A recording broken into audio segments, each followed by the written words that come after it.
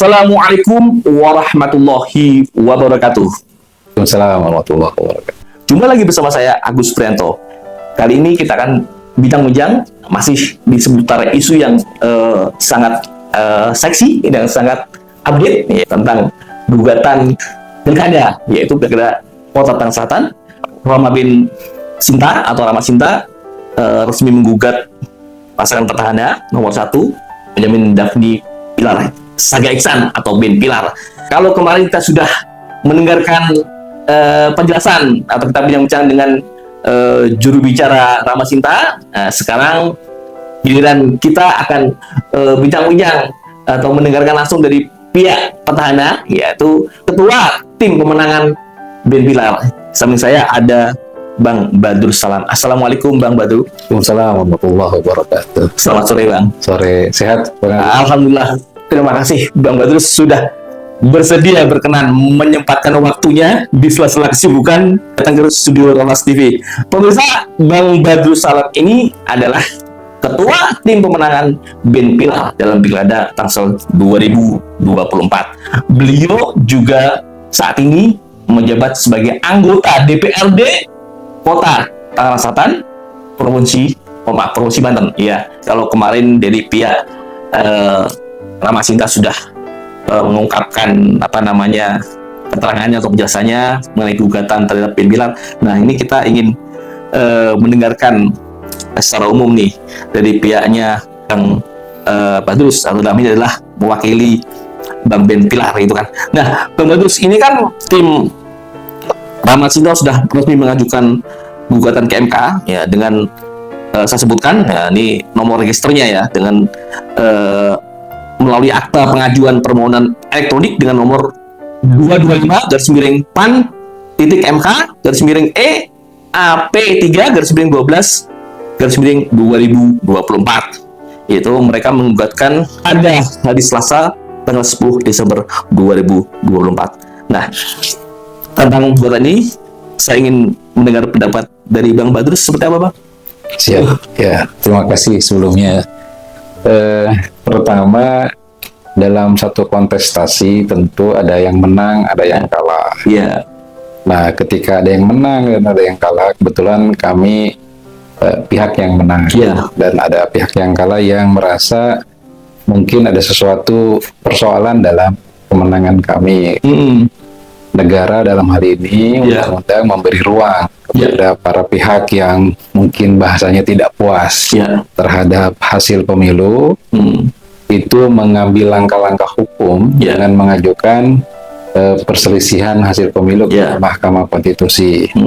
Bagi kami, tim pemenangan Ben Pilar nomor urut 1 pada Pilkada Wali Kota Tangerang Selatan kemarin, ya langkah yang dilakukan oleh kawan kita pasangan Rama Sinta mengajukan gugatan ke Mahkamah Konstitusi bagian dari sesuatu yang dibenarkan, diperbolehkan. Memang itu jalur yang ditempuh, yaitu mengajukan ke Mahkamah Konstitusi.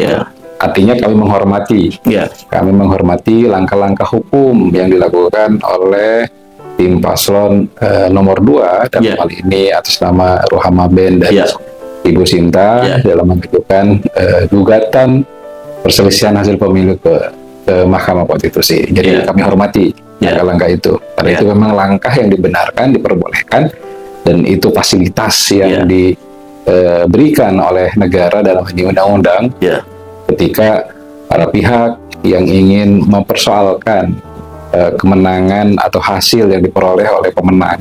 Dalam hal ini kami pasangan Benyamin Daphni dan Pilar Saga Iksan. Ini yang menarik, Bang Badru. Mereka ini mengajukan gugatannya bukan melalui jalur, maksudnya bukan melalui pintu selisih suara ya kan?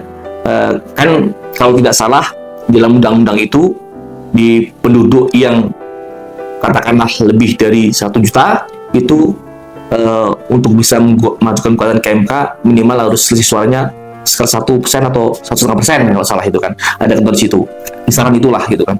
Nah, sedangkan dari sisi perolehan suara kan sangat jauh intervalnya kan. Pak Ben Pilar, pasangan Ben Pilar meraih 62% ya, salah ya.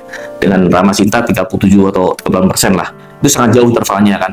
Nah, dengan dugaan kecurangan TSM terstruktur, sistematis dan masif. Nah, ini Anda melihatnya seperti apa?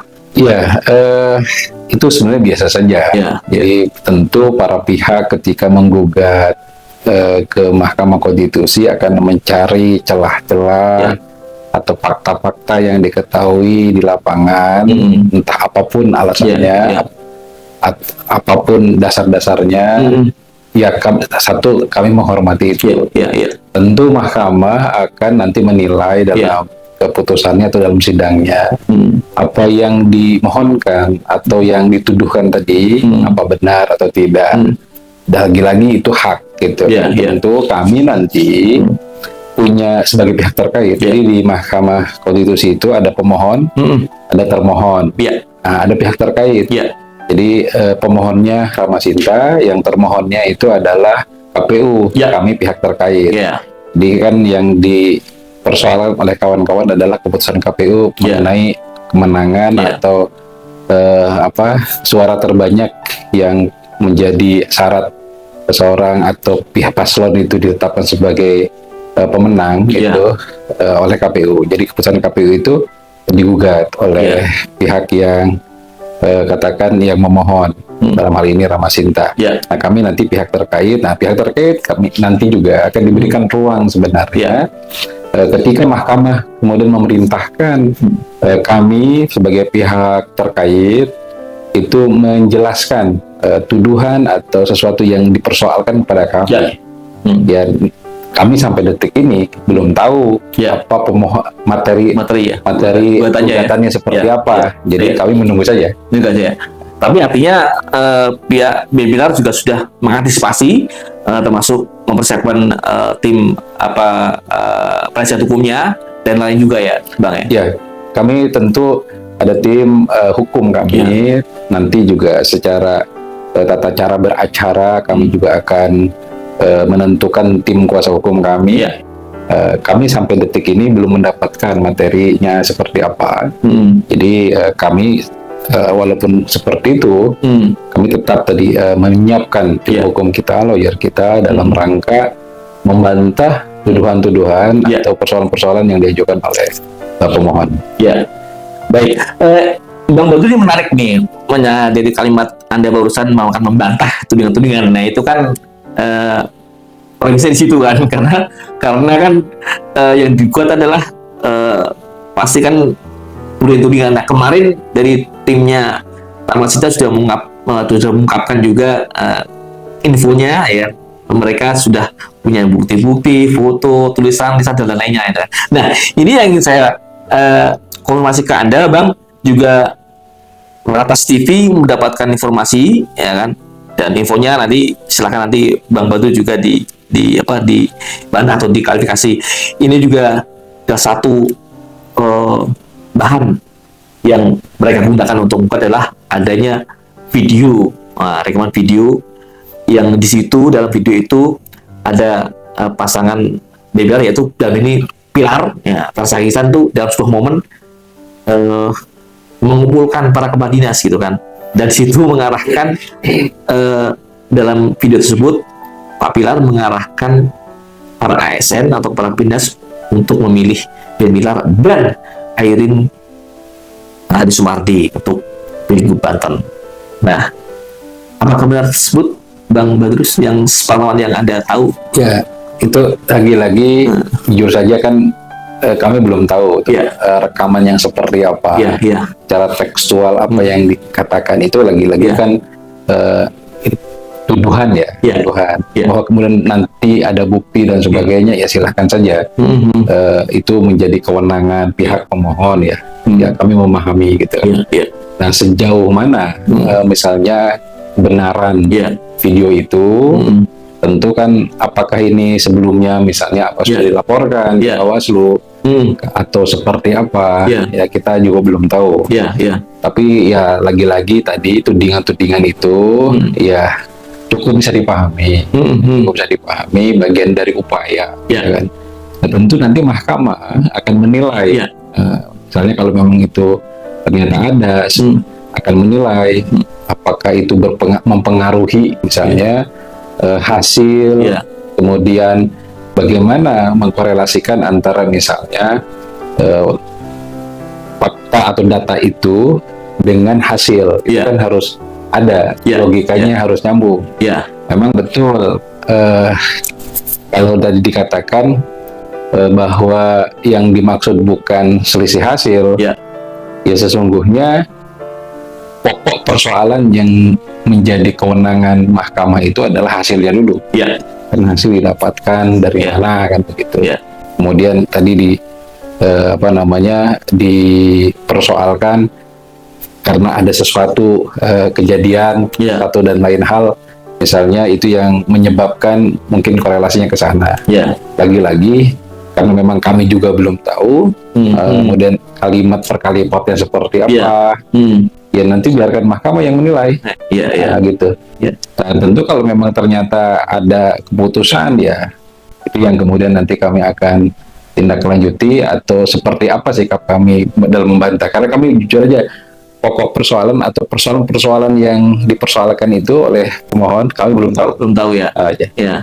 Kalau maksudnya kami belum menerima. Nah, kalau tadi yang soal video tadi, apakah Bang Badrus sudah mendengar juga, pernah dilaporkan ke Bawaslu misalkan tuh? Belum pernah juga ya? Boleh. Nah, itu yang sepanjang sepengetahuan saya belum. Kalaupun misalnya ternyata ada, berarti saya belum tahu.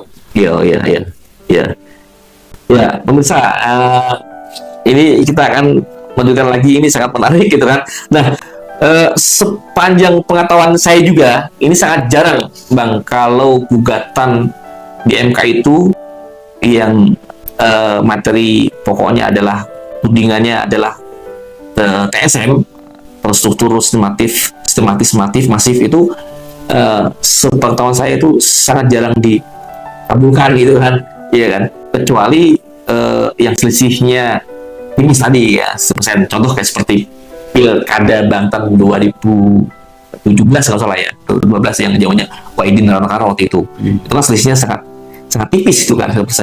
Akhirnya memenangkan Wahidin kan itu kan. Nah, Anda melihat seperti apa? Apakah Anda optimis bahwa gugatan Ramasida akan ditolak oleh MK? Kalau melihat katakanlah materi atau pokok gugatannya adalah TSM itu, bukan selisih hasil suara. Ya, saya tidak ingin mendahului ya. Artinya tentu kami merasa apa yang kami lakukan sudah benar dan mengikuti aturan perundang-undangan. Tentu segala sesuatunya itu kan, ya kalau bicara hukum harus dibuktikan. Nah, jadi apakah nanti hasil seperti apa? Kami optimis, ya tentu kalau bicara optimis, ya kami optimis gitu kan, harus optimis dong, optimis gitu kan. Tapi lagi-lagi kami menghormati langkah-langkah yang dilakukan oleh kawan-kawan dari paslon 02 dalam mengajukan itu ke Mahkamah Konstitusi. Kita tidak bisa berandai-andai, kami tidak ingin mengatakan optimis atau tidak optimis sebenarnya, tapi yang kami ingin katakan bahwa apapun gugatannya, seberapa besar atau kecilnya, kami tetap akan sangat serius mempersiapkan jawaban-jawaban atau bantahan-bantahan apa yang dimohonkan. Jadi kami istilahnya tidak akan underestimate terhadap gugatan-gugatan siapapun.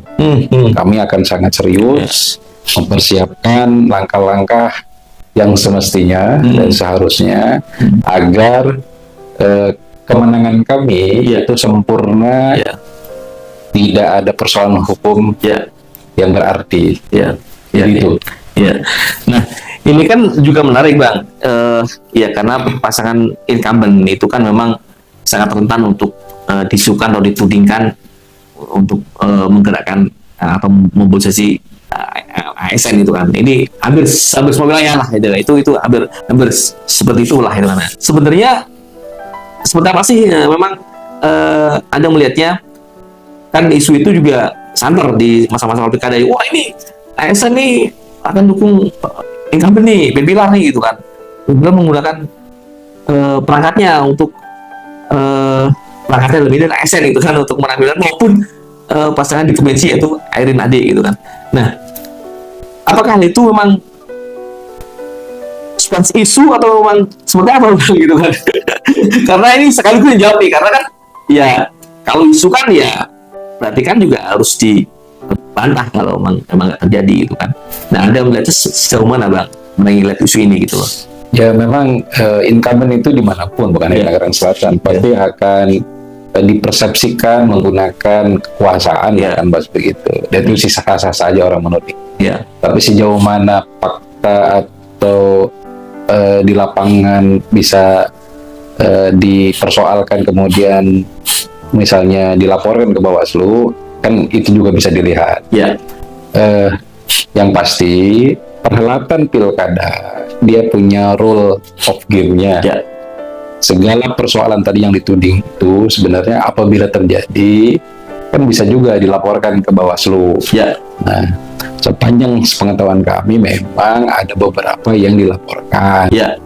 Tapi apakah itu dituduhkan kepada kami, ya lagi-lagi putusan Bawaslu-nya juga kan silahkan diperiksa seperti apa. Jadi sudah pernah melihat ada yang melaporkan tudingan perdana mengerahkan ASN itu dilaporkan KPU? Jujur saja ada yang dituduhkan kayak gitu, dan saya pengetahuan kami itu tidak terbukti. Kita ada beberapa gitu kan, dan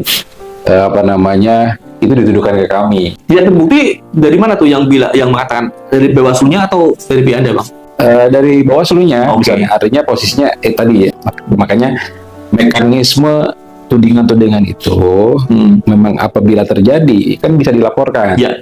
Nah, memang ada beberapa yang dilaporkan, tapi tidak terbukti. Misalnya keterlibatan ASN seperti yang dikatakan gitu. Ya kalau memang itu ada, ya dilaporkan saja. Karena memang satu-satunya ASN nggak boleh. Nah, itu setahu saya, misalnya Bawaslu bikin apel, memimpin apel di depan ASN menghimbau kepada ASN tidak boleh berpihak dan sebagainya. Bahkan Pak PJS waktu itu Pak Tabrani juga menyampaikan bahwa ASN tidak boleh berpihak ke salah satu paslon. Itu disampaikan saja. Artinya sebenarnya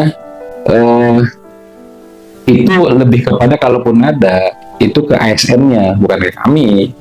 Itu kan bicara perilaku. Kami merasa tidak menggunakan ASN untuk menggerakkan dalam rangka pemenangan pemilu itu, karena kami sadar itu nggak boleh. Pak Ben dan Pak Pilar selaku wali kota dan wakil wali kota yang masih menjabat dan kemarin cuti tidak menggunakan fasilitas negara, itu memang rentan dituding untuk menggunakan itu. Oleh karenanya kami juga sadar betul bahwa karena rentan dituduh, kan logikanya kalau rentan dituduh ya kami tidak akan melakukan. Nah, karena bisa jadi nggak melakukan saja dipersepsikan melakukan, apalagi melakukan. Oleh karenanya kami hati-hati betul. Kalau melihat dari perjalanan yang dilakukan oleh Pak Ben misalnya sebagai wali kota maupun Pak Pilar, itu selalu menghimbau kepada ASN agar tidak berpihak, dan itu dilanjutkan. Dan itu bagi Pak Ben dan Pilar yang memang beliau menjabat incumbent lah katakan begitu, sadar betul, maka himbau-himbau itu terus. Jadi tuduhan-tuduhan itu sebenarnya biasa biasa, dan itu bukan hanya di Tangerang Selatan, dimanapun yang ada incumbent pasti hal-hal seperti itu diungkapkan oleh pihak yang merasa menganggap itu sesuatu yang bermasalah bagi bagi paslon incumbent gitu. Bagi yang kalah pasti akan mencoba untuk mencari sesuatu yang bisa dipersoalkan. Gitu. Artinya kembali lagi nanti akan tidak akan terlihat dari fakta hukumnya nanti ketika di pengadilan nanti akan kelihatan Bang betul, akan kelihatan apakah tudingan penggugat itu akan terbukti atau tidak kan itu kan. Gitu. Nah Bang, ini juga menarik juga mengenai perolehan suara nih. Perolehan suara Ben Pilar kan sekitar 350.000 loh Bang ya. Sekitar itu.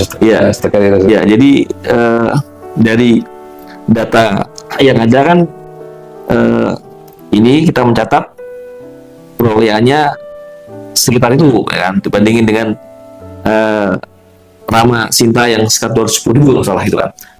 Jadi dengan perolehan suara sebesar itu, yaitu kurang lebih 62% ya, itu apakah sudah puas Bang dengan diusung oleh 16-17 parpol pendukung dan mengusung itu gitu kan? Apakah sudah maksimal buat Anda Bang gitu kan? Karena kalau kita bagian sangat kecil tuh, atau karena memang 16-17 parpol ini tidak maksimal bekerja untuk menangkan pimpinan. Ya, ending dari perhelatan pertandingan adalah kemenangan. Iya. Kami tidak mempersoalkan berapapun kemenangan kita. Iya. Pasti kita menang. Iya. Yang pasti menang. Jadi persoalan menangnya berapa? Oh, ini cuma sekian atau enggak. Iya. Substansi dari percaturan politik itu atau kontestasi politik adalah menang. Iya. Jadi bagi kami itulah hasil yang sudah diraih. Dan kami bersyukur kami sebagai pemenangnya, yang pasti kami mendapatkan suara terbanyak, gitu. Itu saja. Saya. Nah, ini menarik juga soal rendahnya tingkat partisipasi pemilih di Tangsel Bang di Pilkada 2024 ini. Ini kalau kita lihat dari data yang Ras TV peroleh, itu jumlah golput itu sekitar 494.394 pemilih yang tidak menggunakan haknya gitu kan, bahkan lebih suara bergila itu. dan memang juga Ketua KPU Tangsel Bang Taufik juga mengatakan bahwa tingkat partisipasi Pilkada 2024 ini menurun 4 digit lah, yang tadinya atau yang sebelumnya pada Pilkada 2020 sekitar 61%, Pilkada 24 jadi 57%, ada kurang 4 digit lah. Nah, ini menurut Anda apakah disebabkan karena memang masyarakat Tangsel apatis, udah jenuh, bosan lah, karena jadi pimpinan lagi gitu kan, atau memang kurang sosialisasi dari pihak KPU seperti apa, Bang Badrul? Ya, memang gini, ini bukan hanya di Tangerang Selatan sebenarnya, di seluruh tempat partisipasinya rendah. Baik itu pilkada di Banten dalam ini Tangerang Selatan maupun di pilkada di kabupaten kota yang lain juga sebenarnya. Nah, memang kalau pandangan saya ada kejenuhan sebenarnya, ada kejenuhan di mana di 2024 itu kita mengalami perhelatan atau hajat pemilu itu 2 kali. Pilpres di Februari, 14 Februari kemarin. Terus kemudian di 27 November kemarin di tahun serentak ya. Jadi ada menurut saya ada kejenuhan masyarakat. Dan ini menjadi evaluasi menjadi evaluasi. Dan memang itu fakta kalau bicara partisipasi pemilih itu rendah, fakta itu. Dan sepertinya memang lebih rendah dari beberapa pemilu sebelumnya. Saya sepakat tadi ada kejenuhan masyarakat. Iya, dan itu nggak bisa dihindari. Ya, ke depan memang ini menjadi PR bersama menjadi PR bersama, khususnya KPU, bagaimana membuat strategi agar masyarakat itu datang ke TPS. Atau pembuat kebijakan, membuat undang-undang di Jakarta, dalam hal ini pemerintah pusat dan DPR, mendesain bagaimana pemilu ke depan itu harus dilaksanakan supaya masyarakat nggak jenuh gitu. Jenuh. Apakah itu waktunya misalnya di tengah-tengah periode pemilu untuk pilkada atau seperti apa? Kita serahkan saja. Tapi saya setuju dengan bahasa kejenuhan, dan itu saya merasakan kejenuhan masyarakat dalam memilih dalam pemilu gitu. Ada yang mengatakan ini termasuk kegagalan pimpinan selaku incumbent karena tidak berhasil mensosialisasikan pilkada di Tangsel ini gitu. Ada beranggapan seperti itu. Menurut Anda seperti apa? Banyak pendapat kita hormati gitu. Tapi kalau bicara saya sebagai politisi, apapun keadaannya, yang penting kita tuh mendapatkan hasil terbanyak. Karena bahasa dalam filosofi siapa kontestan yang menang itu the winner takes all. Artinya suara terbanyak. Ya berapapun hasilnya. Itulah hasil yang kita peroleh. Kita dapat suara terbanyak. Karena jangan salah, di Indonesia itu kemenangan kandidat ditentukan oleh suara yang sah. tidak ditentukan oleh pemilih yang hadir. Ya. Tidak pemilih yang hadir. Ya. Jadi saya pernah membaca dulu di Pilkada 2014 misalnya, 2015 itu Pilkada Kota Medan itu hanya diikuti 25% Ya. Pemilih yang hadir. Artinya, nah, apakah itu legitimate? Ya kita secara hukum, secara aturan Sah ya. sah saja. Ya. Jadi bahwa beda ya bicara tentang bagaimana memenangkan kandidat Ya. dengan bagaimana masyarakat supaya datang ke TPS dalam rangka melegitimasi pemilu Ya. atau melegitimasi kekuasaan seseorang. Jadi ada sesuatu yang berbeda. Jadi mungkin bagi penggiat pemilu penting orang datang ke TPS dalam rangka kandidat yang akan memimpin rakyat itu mendapat legitimasi mayoritas dari rakyat. Ya. Tapi jangan salah juga bahwa di Indonesia itu memilih itu hak, makanya namanya hak pilih. Ya.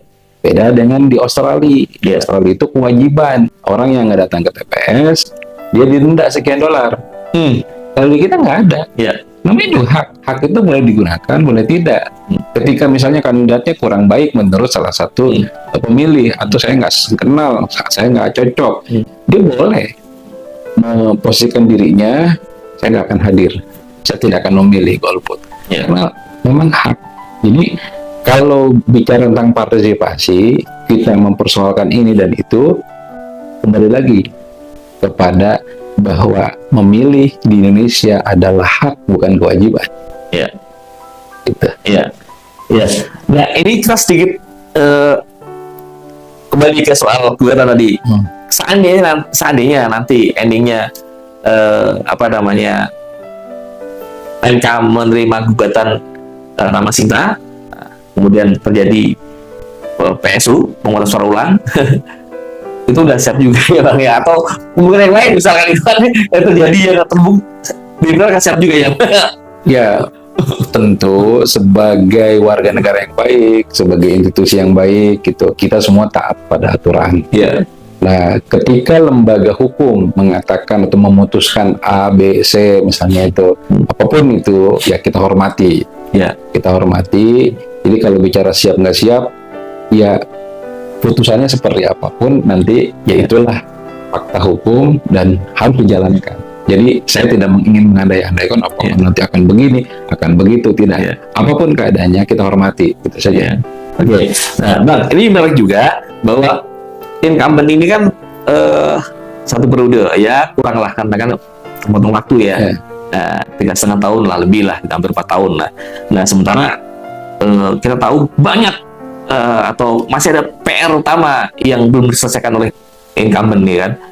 Contoh depan mata soal sampah, soal banjir, soal macet, ini kan 3 masalah utama yang sampai saat ini ya menurut saya juga, menurut catatan Ras TV, dari Tangsel berdiri sampai sekarang itu belum ada wali kota yang berhasil memecahkan 3 persoalan ini gitu kan. Nah, tentu ini jadi catatan juga buat Bang Badrus ya, baik sebagai tim pemenangan maupun sebagai anggota dewan. Nah, seperti apa pandangan Anda ke depan itu menghadapi 3 PR ini? Ya, memang pembangunan tidak bisa serta-merta itu instan. Ya. Dia akan sustain, tentu persoalan-persoalan itu bukan kemudian tidak diatasi, tapi terus dikaji, dicari solusinya seperti apa. Betul, memang persoalan banjir itu fakta memang. Karena apa? Karena memang ini sebagian wilayah di Tangerang Selatan itu kan wilayah tumbuh. Ya. Wilayah tumbuh itu wilayah yang memang dia tidak ditata pada konteks misalnya ruang seperti BSD Alam Sutera Bintaro yang dari awal dia misalnya memang tanahnya itu tanah dari perkebunan, kemudian ditata dulu di mana drainase, jalan dan sebagainya. Nah, di beberapa kasus yang tadi ada banjir sebenarnya karena wilayahnya wilayah tumbuh. Ya. Dan ini juga memang perencanaan kotanya dulu menurut saya itu kan belum maksimal gitu. Karena di wilayah tumbuh sehingga dalam perjalanan dia mencari jalan gitu. Ya. Nah, persoalan-persoalan banjir itu kan lebih kepada di Tangerang Selatan itu drainase yang belum maksimal, punya grand design, penyaluran aliran air kemana, Ya. gitu. Dan itu terjadi di beberapa tempat yang memang perumahannya perumahan tumbuh lah. Perumahan tumbuh itu maksudnya perumahan yang dia ya tanah saya. Ya. Kemudian saya bikin rumah gitu, padahal di situ ada cekungan gitu. Terus kemudian dulu bekas rawa, kemudian diuruk jadi rumah, padahal di situ resapan air dan sebagainya. Itu menjadi persoalan kita, dan itulah yang kemudian sebenarnya dipikirkan oleh pasangan Benyamin Dap dan Pilar Sagaisan itu. Nah, terkait sampah misalnya, ya memang persoalan sampah itu menjadi persoalan di kota-kota besar. Memang bukan hanya Tangerang Selatan, tapi memang faktanya Tangerang Selatan. Di beberapa tempat, di kota Tangerang, di Kabupaten Tangerang, bahkan Jakarta, persoalan sampah ini selalu terus menjadi persoalan yang sedang dicarikan solusinya. Walaupun solusi-solusi itu ada, trial and error. Ini pakai begini kurang tepat, ini kurang tepat. Tapi saya yakin pada akhirnya kita semua akan mendapatkan solusi tepat gitu, bagaimana menangani sampah. Ya saya sebagai anggota DPRD concern di sana juga, karena ini bicara lingkungan. Bicara lingkungan itu bicara masa depan. Misalnya terkait Cipucang misalnya, itu harus ditangani dari sekarang. Karena kalau berlarut-larut misalnya 20 tahun ke depan, itu kalau memang tetap dibiarkan seperti itu, ya resapan airnya itu akan bermasalah. Apalagi itu di pinggir Sungai Cisadane, yang sungai itu menjadi juga bahan baku untuk PDAM di wilayah hilir sana. Jadi memang harus ditangani dengan baik. Nah, setahu saya pemerintah kota sedang berupaya menjadi tenaga listrik dan sebagainya. Yang pasti kami berharap masyarakat juga terus berperan aktif. Bagi saya persoalan lingkungan semakin banyak yang mengkritik semakin bagus. Artinya menjadi perhatian bersama. Jadi jangan dilihat bagian dari ini mengkritik pemerintah, enggak. Itu justru harus dinilai sebagai pedulinya masyarakat terhadap lingkungan, gitu. Dan persoalan sampah bukan hanya persoalan pemerintah daerah, tapi persoalan bersama. Nah, itu jadi saya berharap ada satu solusi yang baik, dan itu terus kita ingin capai. Tentu kita juga berharap peran serta aktif masyarakat untuk memecahkan masalah ini. Karena memang persoalan sampah dari hulu sampai hilir itu harus clear. Mulai dari rumah sampai ke pembuangan sampah gitu, harus clear gitu. Ini bicara mindset, sama seperti kita kalau datang ke Singapura, kita otomatis sepertinya mentertibkan diri itu. Takut buang sampah sembarangan, karena takut dan sebagainya. Dan budaya itu kan belum ada di kita. Nah, itu butuh para pihak, semua pihak untuk bagaimana menciptakan budaya itu. Ya, kita berharap suatu saat budaya kita sama seperti di negara-negara yang tertib seperti itu. Kapan? Entah kapan. Tapi saya yakin pada satu saat masyarakat akan punya kesadaran yang bersama, sehingga timbul bagaimana persoalan-persoalan di lingkungannya itu bisa diatasi secara bersama. Yang setidaknya itu jadi PR utama Ben Pilar tadi Bang ya. Terus kita kawal juga kan. Dan kalau bisa ya harus terpecahkan atau ada solusinya tadi kan, seperti yang dikatakan itu. Nah, oke, Bang, sebagai closing statement mungkin dari Anda Bang, mengenai tadi soal buatan apapun nanti hasilnya, pasti tim Ben Pilar juga sudah mempersiapkan dan mengantisipasi gitu kan segala macamnya, dan termasuk siap menerima segala keputusan dari Mahkamah Konstitusi ya Bang ya.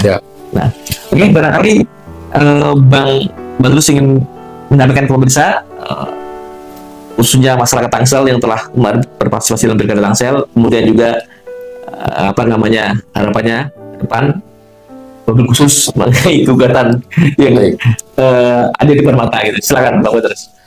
Ya, warga Tangerang Selatan yang budiman, kami dari tim pemenangan paslon Benyamin Dapni Pilar Sagaisan mengucapkan terima kasih kepada masyarakat yang telah memilih pada Pilkada 2024 di November kemarin, memilih pasangan Ben Pilar. Kami ucapkan sekali lagi terima kasih. Kemenangan ini bukan hanya kemenangan Ben Pilar sebenarnya, tapi kemenangan kita bersama, karena mandat rakyat ini harus dipertanggungjawabkan untuk kemaslahatan masyarakat Kota Tangerang Selatan. Jadi ya upaya-upaya kemarin mendukung kami, sekali lagi kami mengucapkan terima kasih yang tak terhingga dan jadikan kemenangan ini menjadi kemenangan kita bersama. Tentu masyarakat Tangerang Selatan ketika sudah memberikan pilihan kepada Ben Pilar, kemudian hari ini Ben Pilar dinyatakan oleh Komisi Pemilihan Umum Kota Tangerang Selatan sebagai pemenang, itu mandat yang sudah diberikan kepada paslon kami, dan mudah-mudahan nanti insya Allah amanat ini akan dipertanggungjawabkan sebaik-baiknya untuk kemaslahatan masyarakat Kota Tangerang Selatan. Mengenai adanya gugatan dari kawan kita paslon nomor 2 Rama Sinta, kami tim pemenangan Ben Pilar sangat menghormati langkah-langkah hukum yang dilakukan oleh kawan-kawan ke Mahkamah Konstitusi, karena memang itu satu pilihan yang memang dibenarkan, difasilitasi oleh undang-undang. Seperti apa nanti putusannya, seperti apa nanti bersidangnya, yang pasti kami dari paslon Ben Pilar sangat menghormati, dan tentu kami juga akan diberikan hak nanti untuk memberikan jawaban-jawaban atau pernyataan-pernyataan yang seperlunya untuk atau agar persoalan ini menjadi clear, sehingga Mahkamah Konstitusi memutuskan yang terbaik. Apapun putusannya nanti, kami akan patuh terhadap hukum, karena memang tidak ada pilihan lain. Putusan mahkamah atau lembaga hukum harus dipenuhi atau dipatuhi oleh semua stakeholder di Republik Indonesia yang kita cintai ini. Itu saja, saya pikir. Terima kasih atas diberikannya kesempatan kami untuk memberikan pernyataan-pernyataan mengenai apa yang sedang terjadi, dan semoga masyarakat Kota Tangerang Selatan ke depan menjadi lebih baik, bahwa pembangunan bukan hanya tanggung jawab pemerintah daerah tapi seluruh warganya. Karena itu dukung kami agar apa yang kami akan lakukan dan ingin lakukan bisa mewujudkan Tangerang Selatan yang lebih baik. Itu saja dari saya. Terima kasih pemirsa Ras TV dimanapun Anda berada, Anda khususnya warga Kota Tangerang Selatan, Provinsi Banten. Iya, demikian tadi bincang-bincang saya dengan Bang Badus Salam. Beliau adalah ketua tim pemenangan Ben Pilar, dan juga beliau seorang anggota DPRD Kota Tangerang Selatan, ya, Komisi 2, ya kan. Jadi fraksi Partai Golkar, ya saya lupa sebutin nama Bang. Jadi beliau dari fraksi Partai Golkar, ya.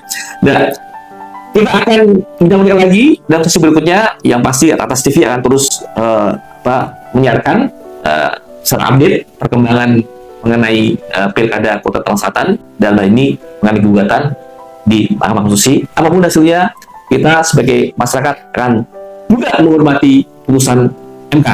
Baik, tadi terima kasih. Assalamualaikum warahmatullahi wabarakatuh. Salam Atas TV.